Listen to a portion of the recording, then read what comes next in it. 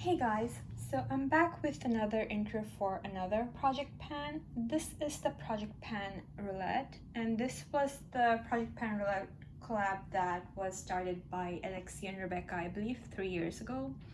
This is a 4-month project, and you have either a list of 50 prompts, that was what they originally started off this project with, or you have a newer list of 100 prompts that they redid, I believe, a year ago or a year and a half ago. I'm not entirely sure.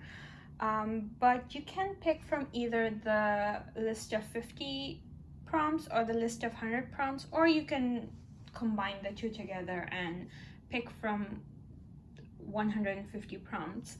But you basically randomize a number and you pick a prompt based on those numbers. You have 6 prompts to start with, and you do it on a rolling basis. So once you meet your goal on a product, you can roll another product in. So I have done this project on my own once, like following them but not posting it on YouTube. But this time I decided to post it on YouTube as well. They did post their, like Rebecca and Alexi did post their intros 2 days ago. I'm just getting around to filming mine today. It took me a while to pick the products because some of the prompts I feel like I don't really have a perfect product for. But anyways, I did manage to pick all 6 products, and I am going from both of the lists. So I picked from the a list of 150 prompts, and the way I did it was I listed the 100 prompts from the list of 100 prompts as 1 to 100, and for the list of 50 prompts I listed them out as 101 to 150, and then I randomized from there. I hope that makes sense. But I got my 6 prompts, and I actually ended up getting 3 prompts from each list, which was interesting. Let me start off with the first product, which is a product which, like, the prompt for that was number 78 or 9.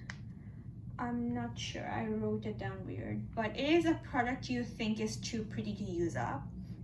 And for that, I think it would be my Natasha Denona Gold palette, because it is now discontinued, which is really sad. But specifically, the one I wanted to put in was the matte teal shade, and that is called Python. So this is what it looks like right now. It looks barely used, but I have used it quite a bit. It is a firm formula, but it is a slightly creamy formula. This is her original cream to powder formula. I do think that the cream to powder formulas that she has out in the newer palettes are slightly creamier and slightly spongier. This one isn't as spongy, I don't know if you can tell, but this is a lot more firm. But when you like pick up the product with your finger or your brush, it takes off like a thin layer of product from the whole pan. It doesn't really create a concentrated dip. That's why like it looks barely used, but it is one of my favorite colors from this palette, and it is one that I reach for quite often.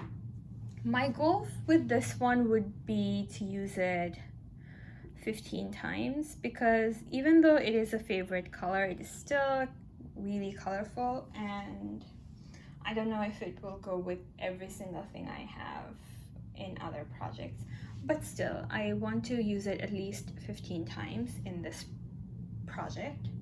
Then the next prompt I got was a product from a previous project, which was 109. So this was the 9th prompt from the list of 50 prompts, and for that I decided to go with the MAC Studio Fix foundation. This was in my deck of panning project, I believe, And for that one, I had the goal of using it 30 times. That goal took me quite a few months to reach. So I think for now, I just want to use this 15 times as well.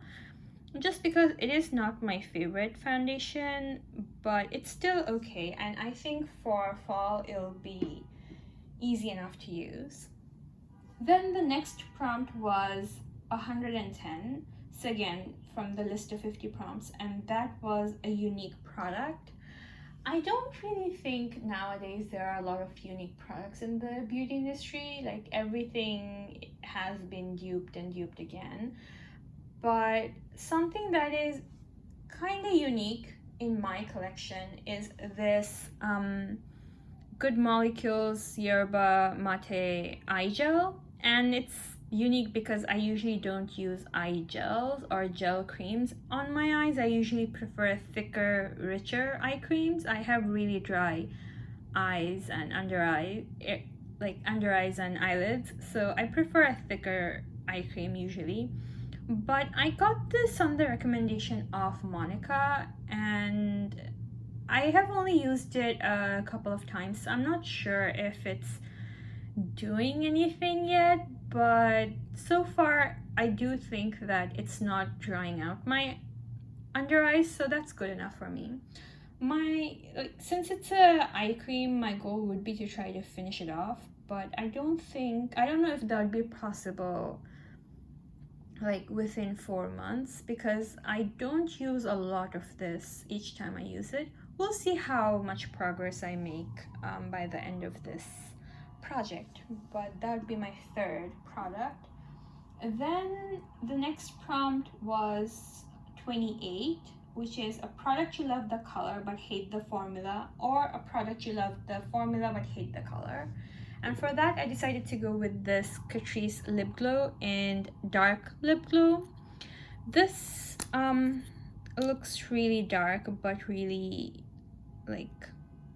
it's not opaque. And then when you apply it, it goes on a little bit gray, but the tint it leaves behind is kind of like a fuchsia tint. I have used up, I think, 2 or 3 of these in other shades, and this is my least favorite shade so far. It's not a bad tint, it's just too bright for what I want on an everyday basis, whereas the other ones were very easy to use. So for this one, I want to use it 25 times. I think since this is still a very creamy and very nourishing formula, I'll still be able to use it 25 times without too much of a problem. Then I got the prompt 146, which was a subscription box item, and I usually don't like subscription boxes, but me and my sister did get the FabFitFun box once. I think that's the one, the seasonal one with a lot of products. And in that, I got the Tula Eye Balm.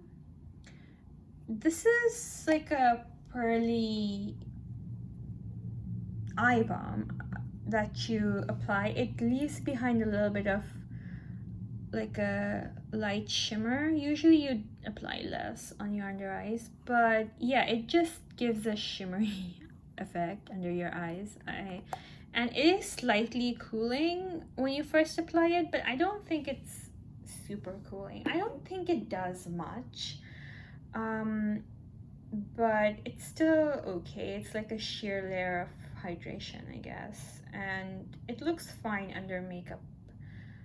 So my goal with this one would be to try to use it up. There's still quite a bit of product left. Like if I roll it all the way up, this is how much I have left. That would probably take me more than 4 months to use it up completely. So I don't think I'll be able to use it up, but we'll see how far I get with that one. And then the last prompt I got was number 36, which is a product from a controversial brand. This was the funniest because I also got the same prompt, like a product from a controversial brand, in my deck of panning product pan. For that one, I chose a product from Too Faced. For this one, I decided to go with Kat Von D, or now it's KVD. But I feel like it's still a controversial brand because they seem to be very confused about with the products they're making. But anyways, I picked just a sample of a lipstick. I believe it's the Studded Kiss lipstick. I don't remember the shade of this lipstick. It came in a sampler and I don't really care about what shade it is because I don't think I'd be repurchasing it. It's a pretty color and it's a nice formula. It's a bright red with slight blue tone, but it's not too blue. It's pretty much a bright red, like a neutral bright red. But yeah, there isn't a ton of product in here. I used it I think twice already, like when I first got it, and I'll try to use it up. It's okay. I am panning 2 other red lipsticks, so it's going to be a bit hard to divide my time between all of them, but I'll try to at least use this up or get 15 uses out of this one. One of these would be my focus because I do want to at least be able to roll one new prompt in during the course of this project, but we'll see how I go. That is all for today, and I will talk to you guys again soon. Bye guys.